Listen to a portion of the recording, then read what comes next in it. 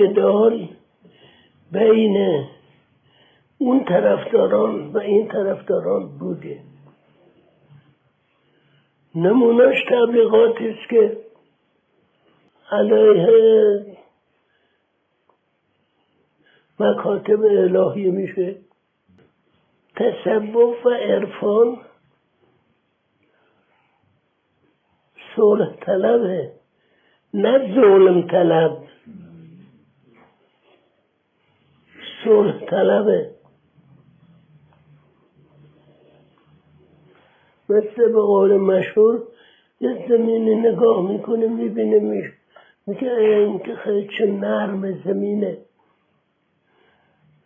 خیال میکنه نرم، هر کار بخواد میتونه بکنه. امتحان میکنه میبینه این که آهنه به صورت زمین در اومده. ولی همیشه این طبقات هست. عمر سعد میخواست که یه لقمه نانی، البته نان بیشرفی آلوده، که حکومت باشه، حکومت و ریاست و چیز باشه، او رو به دست بیاره. طرف مقابلش از اونهایی بودن که میگفتن انسانیت باید پایدار باشه، نه هر که بخواد حکومت برخواد.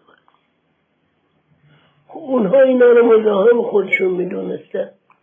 این فکر رو مزاحم میدونستن. ولی این که بازم در تمام ادیان یه منجی، حالا یا به اصطلاح امام زمان ما میگیم اینایی شدی گفتن، یعنی نگران نباشید. از اون طرف حکومت بنی امیه از اول اینقدر تبلیغات علیه بنی هاشم، علیه خاندان پیغمبر به اینها کردند، مردم را ظاهراً معتقد کردن به کار خودشون که یعنی اینا خارجی هستن، حسین اینا رو باید کشت.